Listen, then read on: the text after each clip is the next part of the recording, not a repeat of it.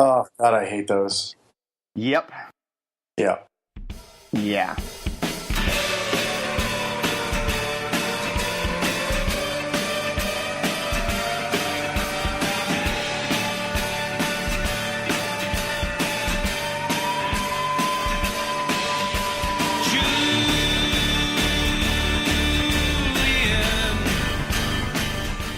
Welcome to the 3% Podcast. This is Chad Post from Open Letter Books, and I'm here with Tom Roberge from Albertine Books and New Directions, and we are finally back after a month of vacationing and other stuff. And not only are we back to record, but the podcast is back on iTunes in the correct way and should stay there.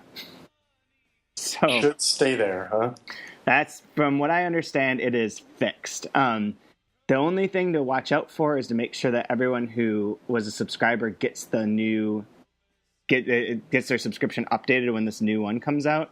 But now we can officially tell everyone to go and rate us and give us 5 stars and comments and all that stuff so that we can get onto that list of the top 200 books podcasts. Which I'm looking at now, and I'm already at 145 or so, and I'm not seeing it. Nope. I looked through it yesterday, and it's not there.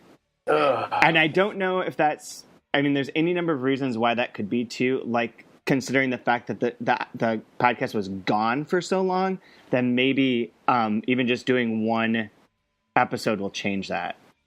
I would think, these move wildly. I know from my friend David, who does the wrestling podcast, Right. that there's, fluctuates...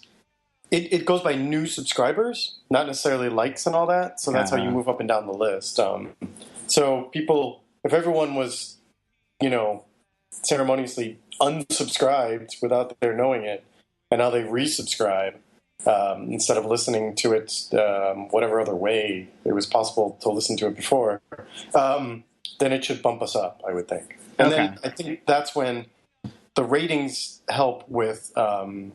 search results, I think. Like if you search book podcast and then you're high rated, that's where you show up, I think. We have 29 ratings, 25 of which are 5 stars. Awesome. 2 that are 2 stars, and one of the ones, I only want to mention this because this is fantastic. Someone named Evil Biologist reviewed it on September 22nd, 2011, and gave us 5 stars.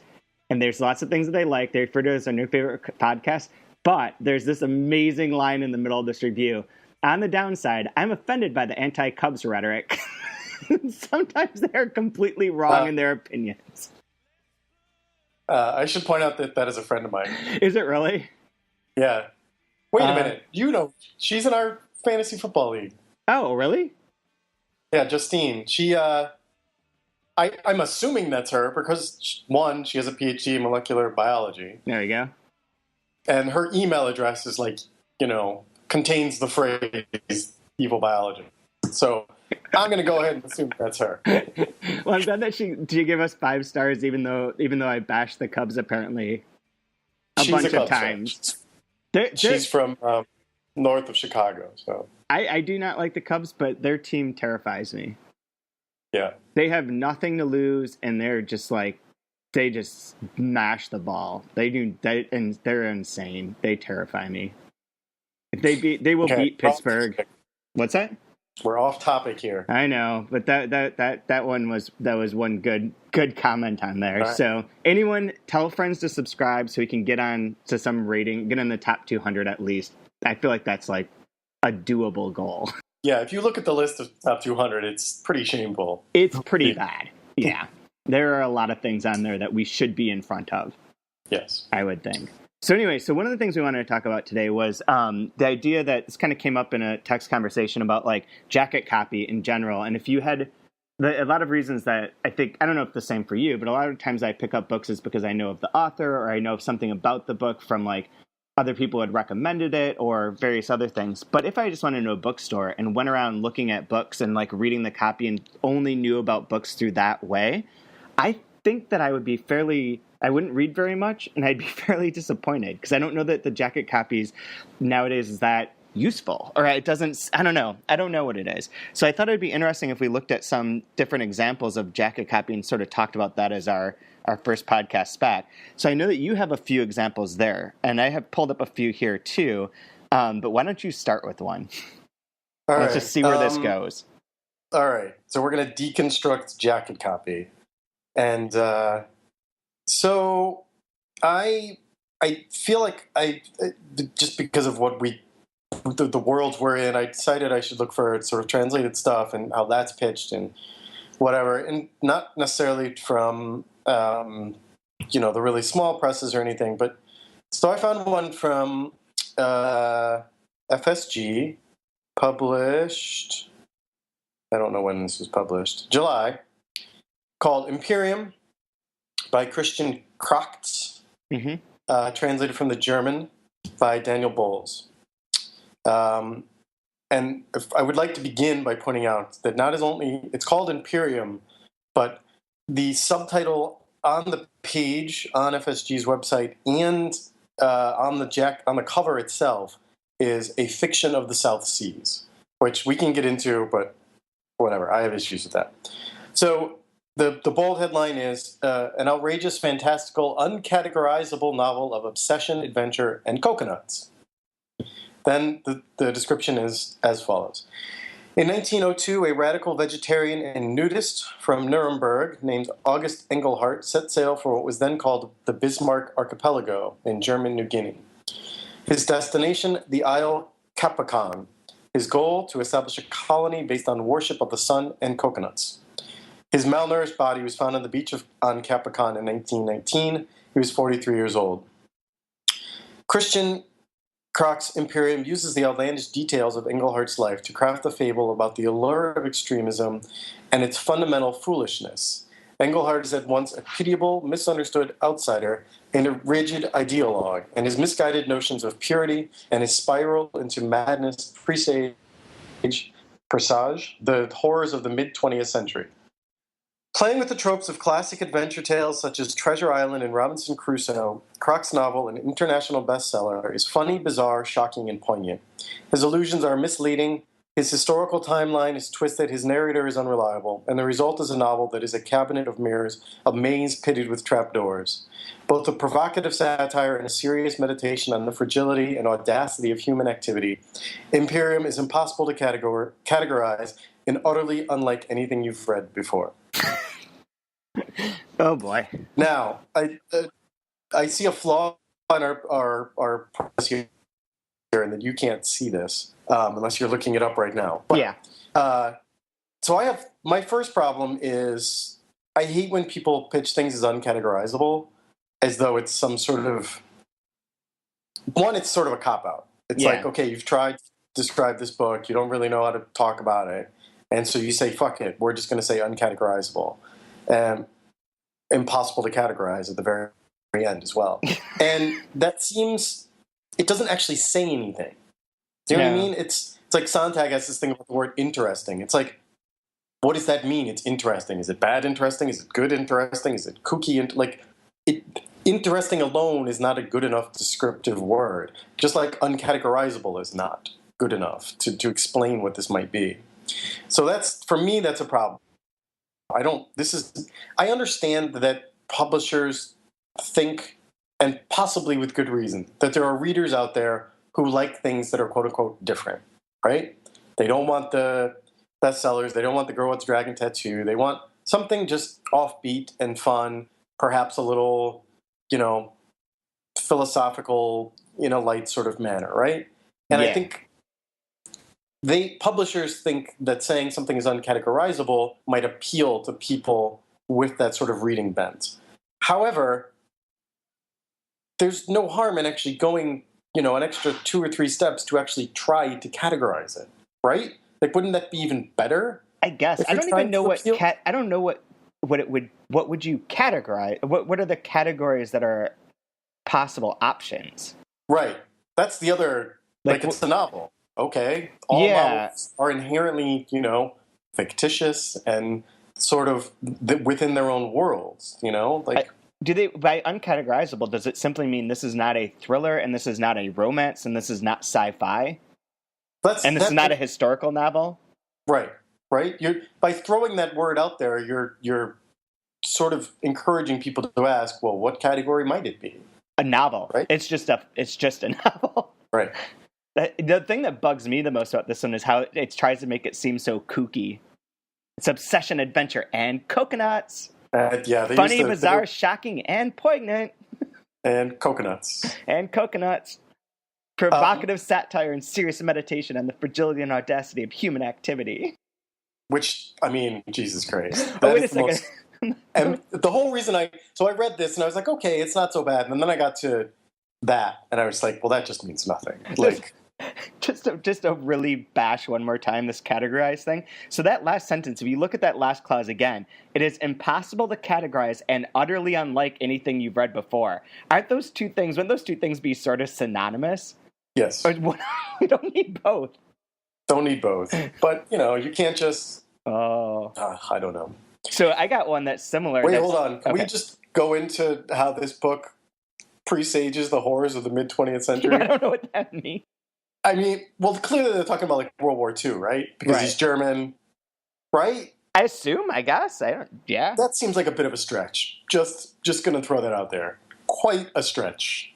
He was founded in 1919, so there's that. He left Germany in 1902. So we're just supposed to just believe that because he's German and something of an ideologue, that presaged Hitler? I don't know. That seems like a bit of a stretch. I don't know. This is a book that I've been avoiding for a while. I just feel like it's a book I won't like. I know people that I respect have liked it. It's not. This actually sounds a lot like there was a documentary about these. What was it called? When Death Came to the Galapagos or something like that. Do you know what I'm talking about? Oh, that sounds vaguely familiar. It's about these. There was Germans, there was Americans, there were some Brits, and blah blah blah. Long before the Galapagos was, before the protected part of the Galapagos Islands was expanded to basically all of it, there was part of it that was inhabited. And a lot of the people who lived there were sort of like this, like kooky German people and, weird British couples and that sort of thing. And apparently this like weird, I believe she was German or Italian. Anyway, she like passed herself off as like a countess or something like that, comes and like causes trouble for the people that have been living there very quietly, just minding their own business, eating coconuts and doing whatever. And like all of a sudden there's murder and then they don't know what's happening. And anyway, it was a very good documentary. I would prefer that documentary to this book. Yeah. Yeah. But this one's going to be kooky. Kooky. So staying in line with that, I've got Lovers on All Saints Day Stories by Juan Gabriel Vasquez, who I don't know who translated it because it's not on here, of course. But I don't... Wait, what's the last name? Vasquez. Yeah, I've read his other books. I'm not a huge fan. But this sort of summarizes, this jacket copy is what exactly his books are like to me and then why I'm not a huge fan. I know other people are, but not for me. Okay, Lovers on All Saints Day is an emotional book that haunts, moves, and seduces. Juan Gabriel Vasquez, the brilliant novelist, now brings his keen eye and rich prose to the themes of love and memory in these 7 powerful stories.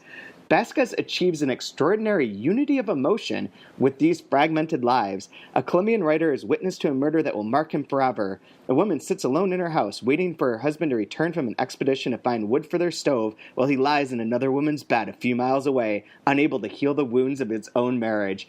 In these stories, there are love affairs, revenge, troubled past, and tender moments that reveal a person's whole history in a few sentences. Set in Europe, the scene of Vasquez's own self-imposed exile from Latin America, and never before available in English, this collection evokes a singular mood and a tone and showcase Vasquez's hypnotic writing. Vasquez is a humane, deeply insightful writer, and these stories leave one feeling transformed from the experience of reading them, with a greater vision of humanity and society, a greater understanding of relationships and of love. This one is so overblown to me. Like, it is really overblown. So much shit going on here. Haunts, moves, and seduces. Extraordinary unity of emotion? I'm unclear as to what that could be. I don't know what that means either. And He's humane, let's be clear, he doesn't shoot dogs in his spare time. Like, and it just does everything. This gives you a greater vision of humanity and society and a greater understanding of relationships and of love? I don't know. And I'm also not sure that evokes a singular mood and a tone indicates anything. Like, I guess one of the things that bothers me about these sort of descriptions is that they're trying to, like, it doesn't.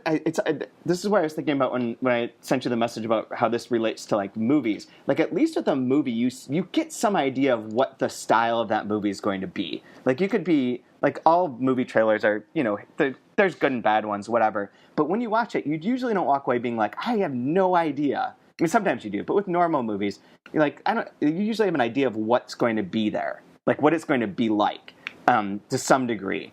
This, I have no clue. I have no clue what's behind this, except that it's going to be something that's probably dreadfully serious, or at least self-serious, because it's got to show us its greater vision of humanity. And, like, the fact that, like, one of the stories is a woman sits alone while her husband's banging someone just down the road a little while, that doesn't seem new or remarkable to me.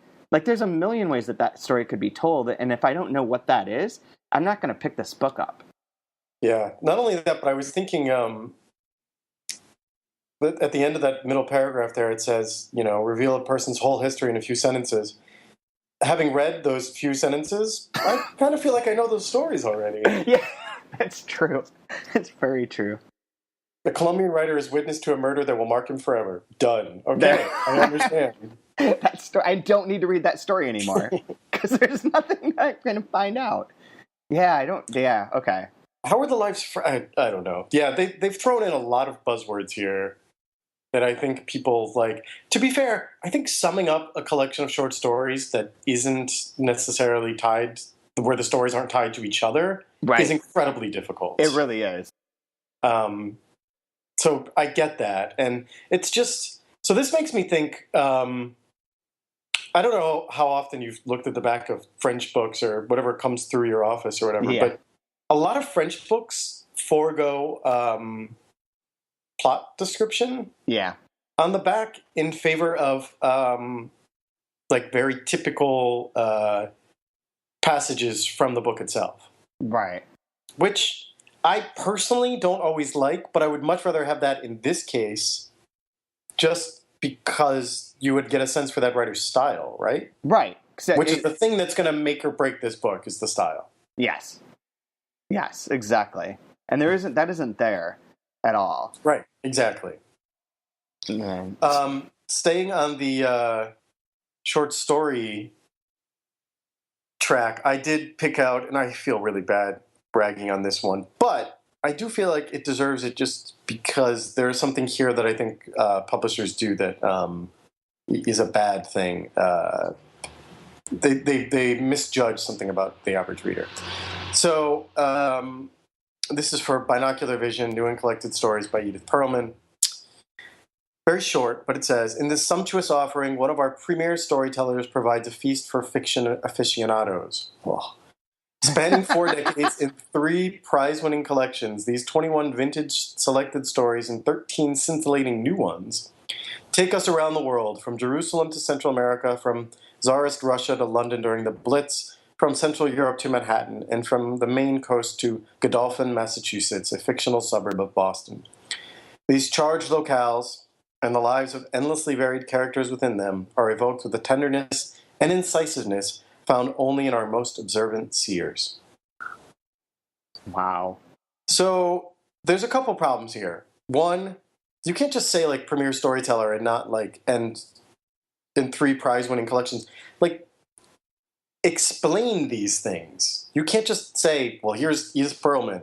Either you know who she is or you don't. If you do, you'll love this collection. If you don't, we're not really going to bother explaining it. Yeah. And that's a problem because you can't assume these kinds of things at all. At all. You could publish, the brand new Thomas Pynchon novel, and he might be the most famous literary writer in America, but you got to spell it out. You have to explain why that is, what his reputation is, every single time, because there are always new readers or the potential for new readers. You shouldn't just rest on your laurels and say, hey, for everyone who likes Edith Perlman, here you go, enjoy, and not try to sort of entice other people, because they've done nothing to do that here. That's very true. I have a good example that counters that one in a way. And this is a book that you know. And I think that this jacket copy, and I started reading this morning or listening to the audiobook of, but I think that this captures what you're saying because it does the thing that it sets out to do. Okay. So for You Too Can Have a Body Like Mine by Alexandra Kleeman. Here's the description on Amazon. It's different than the back of the book, but this one works. An intelligent and madly entertaining debut novel reminiscent of The Crying of Lot 49, White Noise, and City of Glass that has once a missing person mystery, an exorcism of modern culture, and a wholly singular vision of contemporary womanhood from a terrifying and often funny voice of a new generation. A woman known only by the letter A lives in an unnamed American city with her roommate B and boyfriend C, who wants her to join him on a reality show called That's My Partner. A eats, or doesn't, the right things, watches endless amounts of television, often just for the commercials, particularly the recurring cartoon escapades of Candy Cat, the mascot for an entirely chemical dessert, and models herself on a standard of beauty that only exists in such advertising. She fixates on the 15 minutes of fame a new celebrity named Michael has earned after buying up his local Wally supermarket's entire and increasingly ample supply of veal. Meanwhile, B is attempting to make herself a twin of A, who hungers for something to give meaning to her life, something aside from C's pornography addiction, and becomes indoctrinated by a new religion spread throughout a web of corporate franchises, which moves her closer to the decoys that populate her television world, but no closer to her true nature. Which is a lot of things going on, but I think like that foregrounding, like you've talked before about how New Directions doesn't always want to compare authors to other authors on the back of the books. Right. And this drops Pynchon, DeLillo, and Paul Auster in the first sentence. But then, with this description that comes after it, it does have the verges on the, like, it's funny and wild and wacky and postmodern, but at least it makes it seem like it makes sense why those comparisons are there. If it didn't have those comparisons, I might not pick this up, because I might think it just sounds wacky and postmodern and silly. But with those ones, I'm a little bit more willing to take a chance on it, because I feel like the rest of the description fits what my kind of template of what those three books would contain. So would your complaint be that the first paragraph should be after all of the description? No, I kind of think so. I don't have a complaint about this. They moved the third paragraph to the end, which is fine too. I think it works better here in some sense because it got the hook. I mean, you could go either way. It got the hook and then it makes it make sense. But in contrast to the Edith Perlman one, where it's like, she is the great author, here are some stories. This is saying, it's like she's one of these authors like this. Here's a description of why that might be the case. Why that comparison sort of makes sense. And I appreciate that. Like, it doesn't feel tagged on. Yeah, no, it makes sense. I have one minor complaint. What's that? White Noise was not DeLillo's debut. Oh, and it's phrased a little oddly. Oh, I just read it as the debut novel of hers, reminiscent of these three other books. That's fair. I mean, it makes sense. I guess City of Glass was the debut of Auster, and Crying Lot 49 was not, though, so that doesn't work either. I guess that's true. Yeah. So anyway. Yeah. But I think it's that was better. Too long in general. This, yeah. But it's too much plot description, honestly, for me. But yeah, I think it does get the job done, and I do think it's different enough. I mean, okay, Kleeman has given them enough that's interesting to make the copy interesting. Right. Right. I mean, that's a big part of this. When you write a book that is inherently interesting, when you try to explain it to somebody else, that makes the job a lot easier, Yeah, very true. But at least I felt like it connected. There's a lot of ones I've seen recently where it seems tagged on. Yeah, there's a lot of well, I mean, this from the metadata and all that sort of nonsense. Like, you have to have the short description, you have to have the long description, you have to have the jacket copy, and I think, sometimes copies. It's very obvious that one is just a longer version of the other one, and not a sort of reconfigured version of it. Do you know what I mean? Right. And all those comp title things that you have to put in there for Oh, God, I hate Edelweiss. Yep. Yeah. Yeah. But that was one of the ones I thought was okay. Yeah, no, it's a good one. I'm going to save the really good one for last. Okay. All right, let's take a pot shot here, just because. Do it. So, Wind Pinball, 2 novels by Haruki Murakami. Oh, boy. About the book. Knopf has a weird website now where it says about the book and then about the author, which, whatever. Yeah, I've seen that too. So, in the spring of 1978, a young Haruki Murakami sat down at his kitchen table and began to write. The results, two remarkable short novels, Hear the Wind Sing, and Pinball in 1973, that launched the career of one of the most acclaimed authors of our time. These powerful, at times surreal, works about two young men coming of age, the unnamed narrator and his friend, the rat, are stories of loneliness, obsession, and eroticism. I really hope it's a real rat. I think that would be better. They bear all the hallmarks of Murakami's later books and form the first two-thirds, with a wild sheep chase, of the trilogy of the rat. Widely available in English for the first time ever, newly translated and featuring an introduction by Murakami himself, When Pinball gives us a fascinating insight into a great writer's beginnings. That's it. Yep. Now this, much like what I was complaining about before, leaning on an author's reputation or whatever, totally merited here in the case of Murakami. Most people who are fans of Murakami are going to see this in the store, read that description, and be like, okay, great, I'm in, and just buy it, right? Yeah, absolutely. That said, it really doesn't say anything about books. They're powerful, surreal, about loneliness, obsession, and eroticism. All of his books are about those things. That's like a lot of books. There are a lot of things that fall within those 5 words.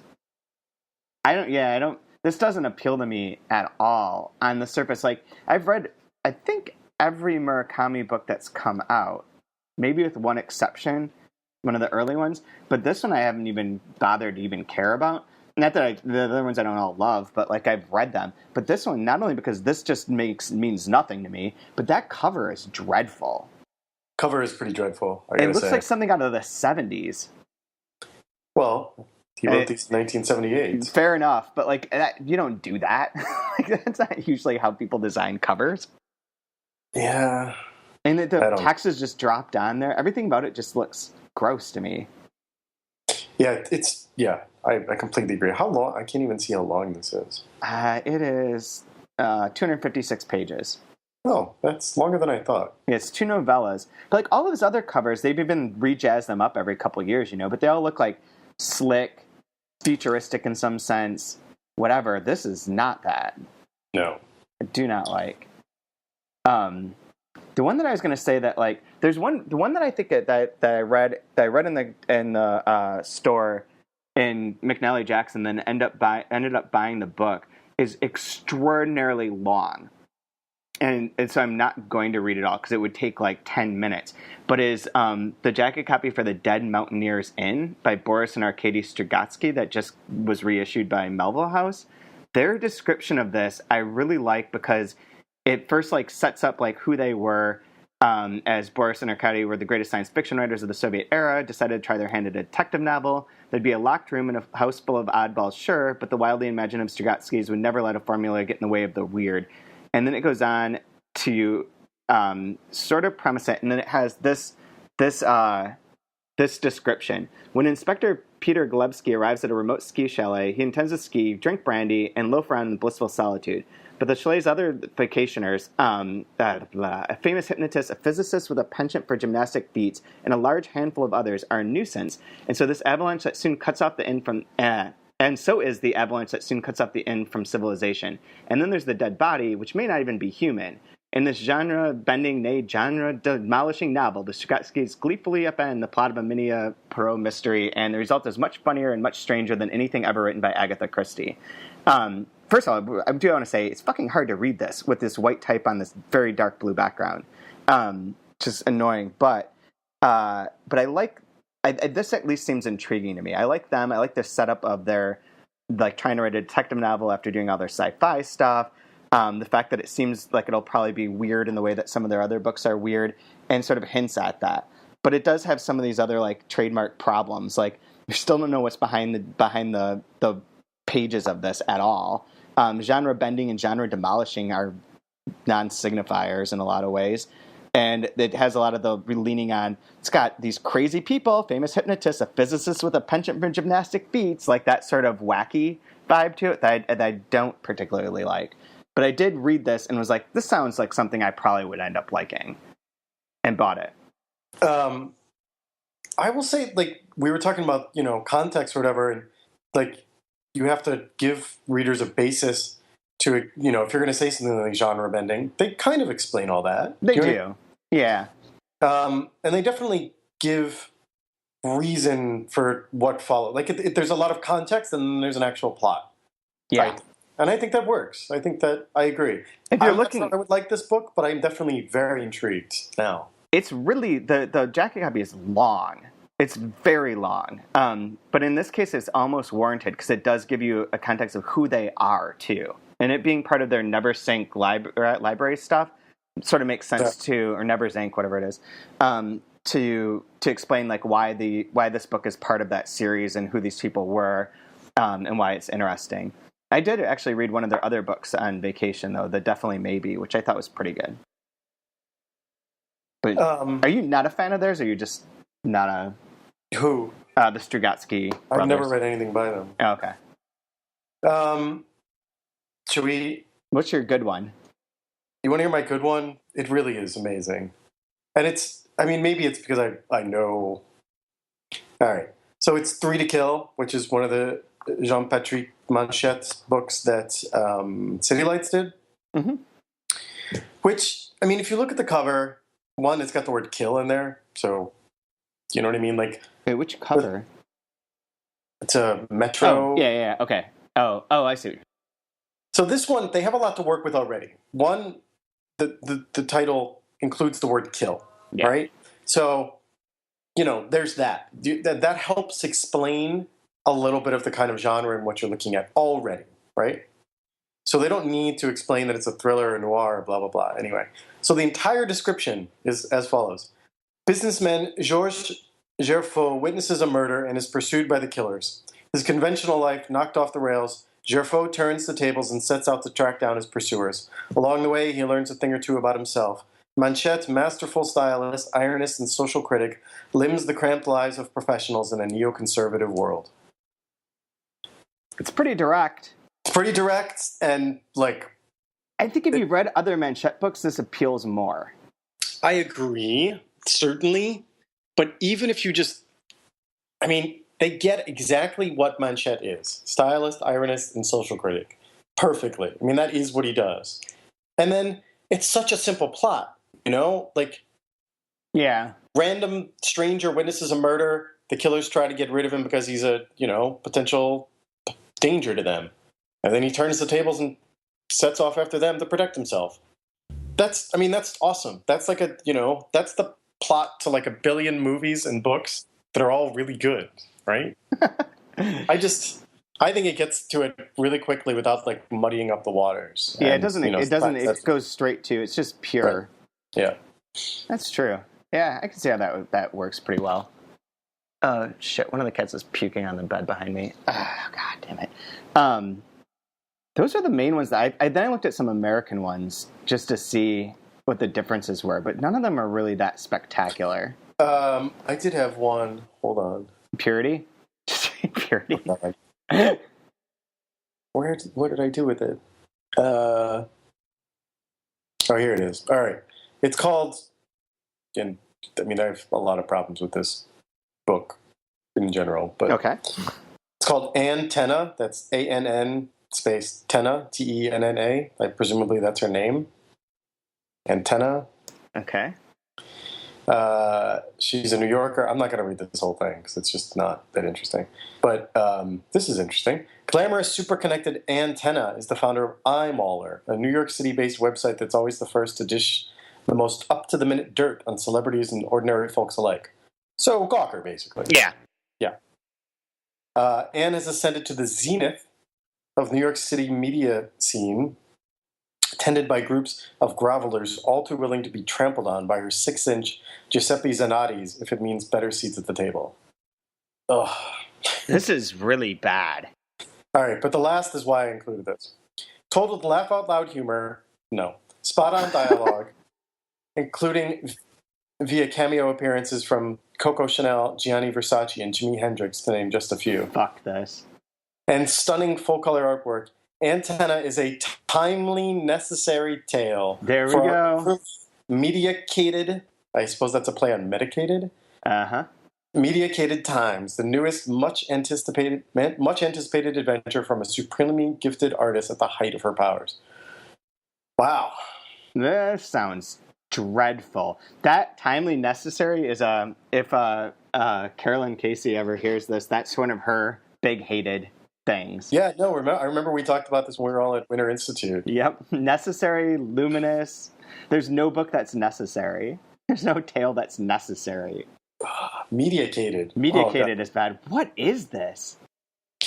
Look, I don't know anything about this. This book might be very good. It's just it is a graphic novel.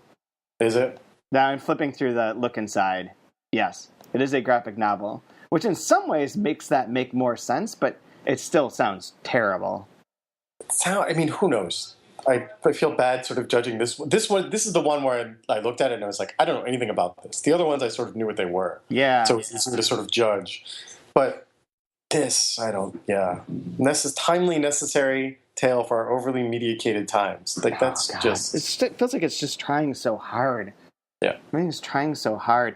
The one that, this is one that, I'll do one last one for you, because I'm curious about this. Because I went to it specifically because I assumed what I was going to get, and it's a little different than what I expected. So the book is So You Don't Get Lost in the Neighborhood by Patrick Modiano, translated by Ewan Cameron. And Modiano's books are all essentially the same, right?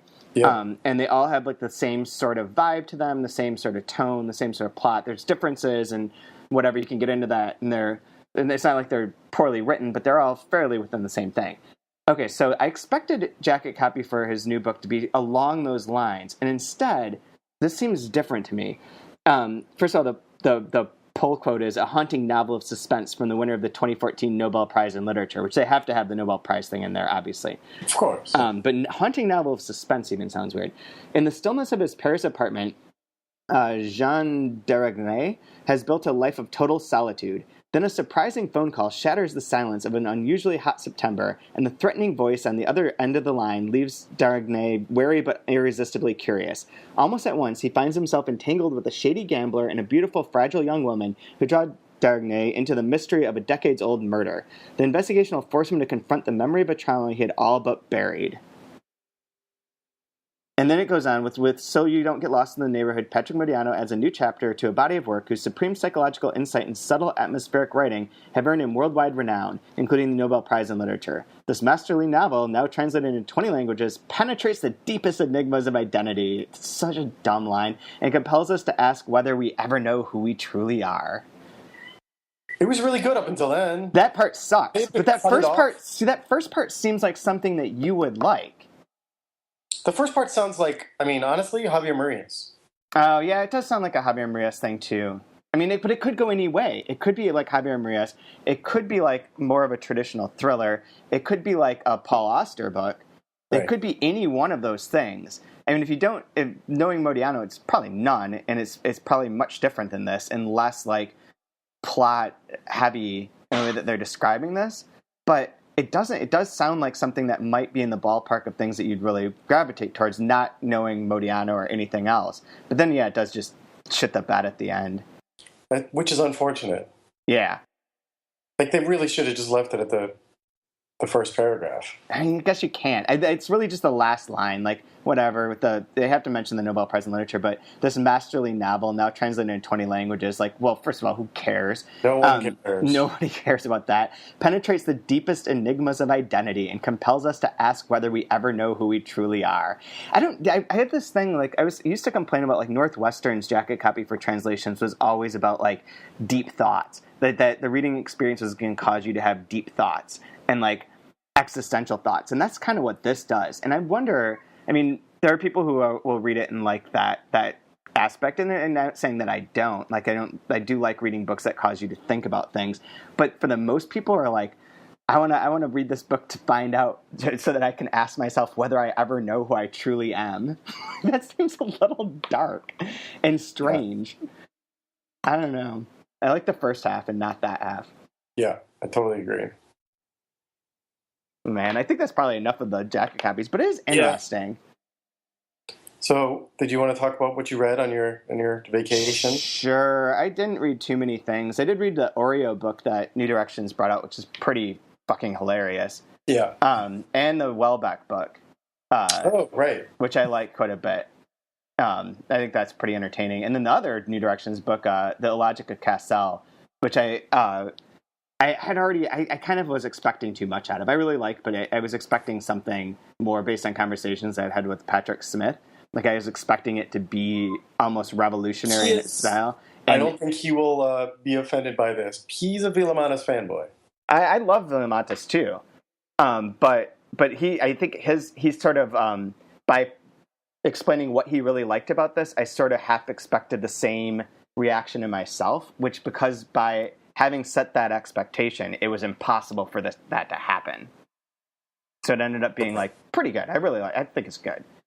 And I've read like Severina by Rodrigo Rosa, which I really, really, really like. Then The Wall Creeper by Nell Zink, which I really, really did not like. I didn't even finish it, and then the Wallkeeper I'm talking about, I had heard so much about it, and I was like, okay, this seems like something I might like. Don DeLillo comparison aside, which is to say, I don't think anyone should be comparing books to Don DeLillo. But yeah, I got about 2/3 of the way through, and I was like, I've had enough. I'm putting this down. It just never went anywhere. It felt disingenuous to what it had been pitched to me as.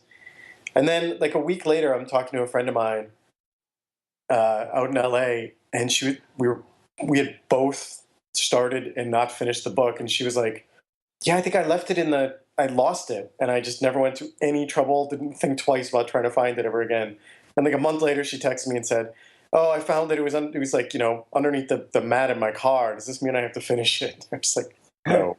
No. I powered through. I don't know. There's nothing. There was nothing that, like, yeah. I didn't like that. You know what? I want to digress about her though really quick. Did you read this review of hers on N+1? No. Wow. So there's a lot about. I'm just going to read this first paragraph and see what you react to this. Okay. So this is her review of Purity by Franzen, who blurbed her book, right? And I believe our friends. Okay, here we go. What can I say? My most stunning realization of the past 72 hours has been that Jonathan Franzen borrowed the epigraph of his new novel Purity from Mikhail Bulgakov's The Master and Margarita. I'm only on page 46 of the 1997 Pavel Volokonsky translation, a paperback from Penguin Classics. Also the worst translation of that book, I must say.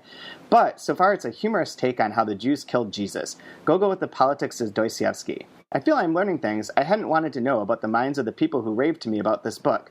What keeps me going is the title, The Master and Margarita, which promises a love story between Faust and Gretchen, short for Marguerite. I'm not terribly optimistic. On average, I hate all books. However, I love Purity. It reminds me of one of my favorite books ever, A Little Princess by Frances Hodgson Burnett. That's not really a review at all. Yeah. Yep. And then let me just give you one last bit because it's here. Anyway, why am I reviewing the new Jonathan Franzen? Doesn't he get enough publicity already? Sure, but publicity is not the same as selling books. Plenty of people think his books are no fun. And it's true, they're mostly dense, discomforting portrayals of disappointing people. But Purity is fun because the girl, Purity, Pip, is nice. Like Goethe's Gretchen, aka the eternal feminine that motivates all good acts. The fuck is this? And I saw, like, when I looked this up and I read it, and then I saw all these people being like, this is it. This is like the best review. This is how reviews should be written. This is fucking terrible. Yeah. Like, no offense to Nell Zink. Wow. I know a lot of people love her. Was not impressed by this. So that's my 2 seconds. That's my rant, I suppose, for the day, is that I do not like that review. All right, so what did I read this summer? I read 3 Pascal Garnier books, it looks like. Which ones did you read? I read How's the Pain? Uh-huh. Front Seat Passenger. Right. And A26. Yeah, A26 is the one that I have. That's my least favorite, I would say. Oh, really? Yeah, Front Seat Passenger and How's the Pain were amazing. I have both of those, too. But I think I have them. Then I read, what else? something called Queen Pin, which is not a hard case crime, but it's definitely like neo-noir by Megan Abbott. Pretty good. I read Billy and Girl. I was texting you about that by Gabriel, published by Dalkey. I fucking love that book. That book's amazing. I thought it was amazing. It really, is. really good. It's spectacular. What else did I read? Oh, I read Zipper Mouth by Laura Weeks, the old feminist press sort of, I don't know. It's like a drug-addled memoir from the mid-2000s or something. It was really good. I read it in like one day. I read The Friends of Eddie Coyle. Do you know this book? That sounds really familiar. It's an old Boston noir from the 70s or something. It had been highly recommended by like everyone who reads noir. I was kind of disappointed, I got to say. But I should give credit to my one friend David, who said, you're not going to think it's all that great. And he was absolutely right. But honestly, the best thing I read, and I encourage you to start reading these books, I think 2 of them have been translated now. Giorgio Skarbanenko, who is, oh God, I'm blanking, Slovak, but moved to Italy when he was quite young and wrote in Italian. He's considered the godfather of Italian noir. And the book I read is Traitors to All. It's the second one in the series, the first being called Private Venus or something like that. Published by Melville House in their International Crime Theory series. They're not in the Never Sink thing. These are more recent. They are just amazing noir. They're incredibly atmospheric, just beautifully well written. The characters are just they leap off the page in a way, even though there's like nothing truly, there's no like long introductory paragraphs or anything like that. It's just the tiniest little gestures and all these little things that add up to you just being able to see every scene, every exchange, and it's totally moody and you don't quite know what's going on with the plot, and it's all over the place in a way that, you know, the best sort of noir is. And oh God, I loved it. He's a really good writer. I hope they continue translating him, though I suspect probably haven't sold anything. Oh, fortunately. And the big prize, the crime prize, is named after him. The Italian crime novel. Yep, the annual prize for the best Italian crime novel, the Premio Scarbianco, is named after him. Oh, he was born in Kiev. Sorry. Oh, so yeah. Ukrainian, Russian, whatever. Oh yeah. So this is from 1966. Wow. Yeah, no, he is really, really good. Just really fantastic. And I really hope they keep doing him. That seems pretty fun. So I have one bit of news before coming to the end here. I was invited and accepted to moderate a panel during the Brooklyn Book Festival, Sunday the 20th. 20th? Thank you.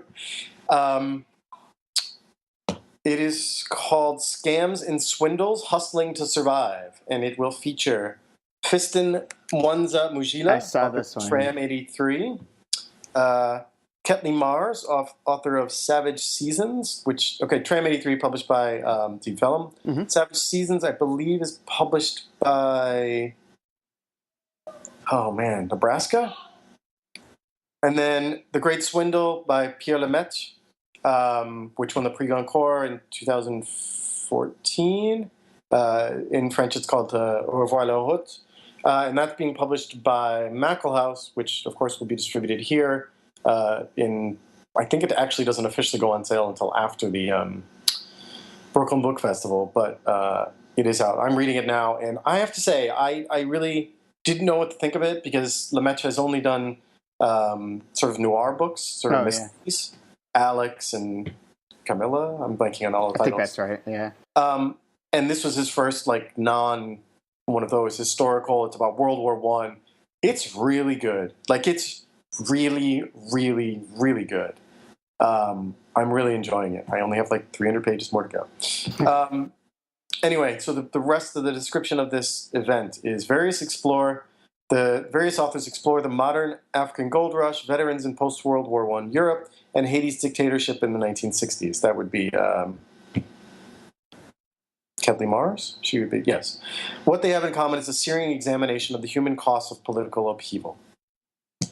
So you can see why I was invited. Which time is that at? It's not on their website right now. I have 5 p.m. Okay. My invitation. So 5 p.m. on that Sunday, as the book festival is sort of winding down. I don't know where it is, but they're all somewhere right there in the Yeah, the they're Senate. almost all like right in Borough Hall or forget. Yeah, it should be right here. Why isn't it? I read that description too, but it's not on their. Oh, here it is. I found it. Yeah, it is at 5:00 at the Borough Hall Media Room. Borough Hall Media Room. Yes. I don't know what that means. I don't either, but a lot of our events are there. Okay. We have 5 events going on, 4 Wow. actually, during the book fair. The one that I think listeners of this would get the most out of or be most interested in, we have 3 authors there, Andres Newman, Naimri Ait, and Gorgi Gospodinov. But this one, you probably know about this already. Darkness and Light is at 1:00 in the Borough Hall Media Room, so a few hours beforehand. And here's the description. After darkness, there's light, and then again darkness. 2015 Man Booker International Prize winner Laszlo Krasznahorkai, Andres Newman, and Naimri Ait explore the unsettling cycles and silences of everyday life, moments that are felt but rarely articulated, allowing the reader to glimpse the transcendent in the ordinary with new intensity. But that's quite a lineup, with Laszlo, Yes, Andres, and Naya all together. Yeah. So I was going to tell everyone, Laszlo is in town. He will be there. So yeah, the festival looks amazing. I'm not going to be there for it, but which sucks. But because I looked through all the things and did a little post on the ones that I would have gone to if I were in town, and it's unbelievable. This makes Penworld Voices look just like amateur hour. Not to be offensive to Penworld Voices, but like this really blows that away. Yeah, I agree. It feels very fresh and interesting in a way that Penn is not always. And it's all right in one place where you can go from one to another. Like you could go to 4 events over the course of this day without any big problem. Right. And there's like and they're all free, and there's a very high percentage of international authors who are going to be there. Plus there's the book fair, which Kaya will be at, representing Open Letter along with Deep Vellum will be there as well. We're sharing a table. But yeah, so all that stuff was going to be. Is that a cat meowing? Yeah, she just puked all over. I can't get her. I can't get her out of the room because I can't. Oh, I'm gonna try. I'll do it. Okay, now she's out of the room. I thought I was gonna unplug everything if I tried to do that while we were talking. Yeah. But yeah, look, I think it looks spectacular. And that one that you're doing sounds really good too. Have you read Trimate 83? Not yet. I emailed Will immediately when I got invited, and that was like Wednesday. So hopefully I'll have a copy sitting at the bookstore waiting for me on Tuesday or Wednesday. Oh yeah. If you don't, he's out of town. He's in Iceland. But if he told me he sent it. Oh, so. Good. Yeah. I should be fine. I have enough time. I need to continue reading Lemaitre today and tomorrow, and I'll be okay. I've never really moderated something quite so complex with so many authors before, but yeah, up for the challenge. They're all French too, so maybe we'll just conduct it in French. So. Oh yeah, it's true. Or they all speak French. They're not all French. Right. They're all francophone. So. Yeah, right. That's Trimate 83 is one of the books that's high on my list right now. Although I think I might read that Indonesian book that he just brought out, Home, by Laila Shadorni beforehand, because I want to read that, and I want to read the one that you guys are doing, the Indonesian book, Beauty is a Wound. Because they both seem fairly similar and seem, they're not similar, but like covering the same period of history in Indonesia. And I'm just, that suddenly made me very curious, because I've never, ever read a single thing from Indonesia. Is that it? I think so. Oh, do you have any rants or raves? I have a rant. I know you already ranted, but I'll give a rave then. My rant was just offhand. Because I emailed this link to myself a week ago in preparation for this because it just irritated me so much when I saw it on Twitter. This is from The Guardian, the British newspaper, in the politics section, in a section, apparently a regular thing called the 10 best ... The 10 best revolutionaries. I'm not kidding. This is a list of revolutionaries. This is fucking insane. The list making has got to stop. Can't do this. Wow. Yeah, I found it just now. From student poster staples to unsung heroes, here are our favorite boat rockers, agitators, and subverters of the status quo. You get Che, you get Robespierre, you get Rosa Luxemburg, Gandhi, Toussaint Louverture, Mother Jones, James Connolly, Zapata, Franz Fanon, Leon Trotsky, round out the list. That's just, I mean, come on. That's just dumb. Just dumb. Really dumb. This is like, this guy had literally no idea what to write this morning, was on deadline. He's like, fuck it. Been saving this up. 10 revolutionaries. Here we go. Let's get some of those clicks going. That's terrible. That's terrible. To counteract that, I'll have my rave is for the Iceland national soccer team, who yesterday clinched a spot in the Euro Cup Championships next year, which is the first major tournament Iceland soccer has ever been able to participate or qualify for. So congratulations to them. They beat the shit out of the Dutch team, which makes me so happy because fuck Robin Van Persie and fuck Arjen Robben. And the Netherlands might not even make the Euro Cup now. But it's so great that Iceland finally accomplished it. They have this, like, one of the smallest bases of like registered players to choose from, and yet they're in, which I think is great. And I like Iceland, so that's what they get. Also, your Mets are now losing. Fuck. As are the Cardinals to the Cubs. Like I said was going to happen. It's not going to be good. But we're both going to spend the next month watching our teams fall apart. Yeah. That's what I feel. God damn it. Yep. Is it raining in Washington? I don't understand. I don't know. I have no idea, but I think that's probably it for now. No one will care about this, but we have our fantasy football draft tomorrow evening. Telling people jokes to shut them